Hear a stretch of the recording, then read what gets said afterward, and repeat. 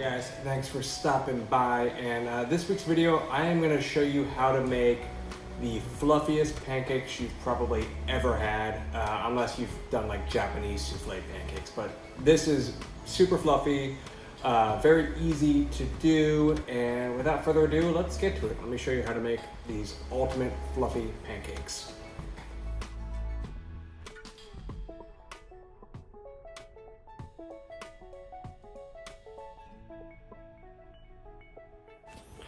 Okay guys, let's get started with these pancakes, and the first secret and trick to making these super fluffy is separating your egg.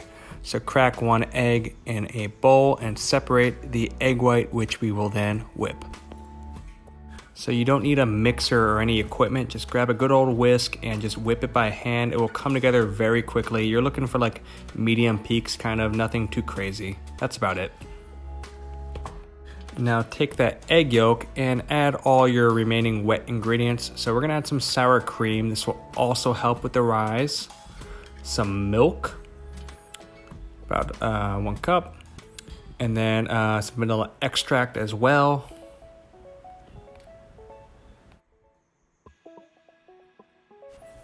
Now we're gonna add a little melted butter. Pancakes always need something like melted butter or even oil in them just to make them nice and rich. Cool, now let's switch bowls for a bigger bowl. And we're gonna start with the all-purpose flour.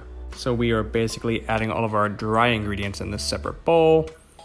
For some reason, these measuring spoons are confusing me. They can be a little confusing sometimes, but here we go. Let's add our sugar. Let's add some kosher salt, then some baking soda and baking powder. The baking soda will give you some nice even coloring and some rise, and the baking powder will really give you that extra rise as well, and that's what we're going for. Then we will add all of the wet to the dry, and we're just gonna combine it together. It's gonna look a little bit thick, but we haven't added the egg whites yet. So go ahead and dump your egg whites in with the mixture, and now you're gonna combine those two together.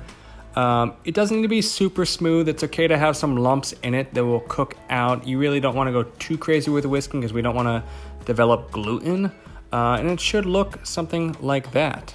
That's basically it. And now here's the important part. You need to cook it right away. Don't believe the things you read on the internet where you need to let it rest or anything like that. You wanna get it in a pan.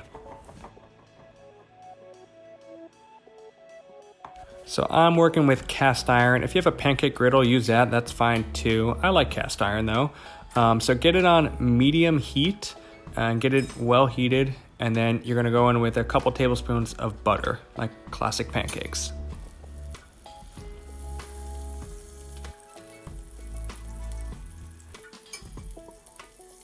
So once your butter is melted and sizzling, take a measuring cup, probably the one you used, and go ahead and add that pancake batter and just let it kind of fall in on itself. You almost want to like layer it on top of itself.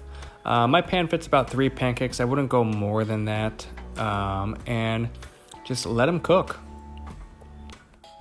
If you're using a pan, make sure you kind of rotate the pan so it gets cooked evenly all around. And then let's start checking them after about 2 minutes or so. If the bottom looks beautiful like that, start flipping them. So the trick to good pancakes when cooking them is making sure you're maintaining an even medium to high heat, so you get that nice color and they rise nicely. If they go in a cold pan, they're not gonna rise. And if they go in a hot pan, they're gonna burn and be raw in the middle. So you want that sweet spot, which is probably why griddles are popular. So these are good. I'm gonna take them out and just look at the size of these. I mean, they've got like ½ an inch on the sides.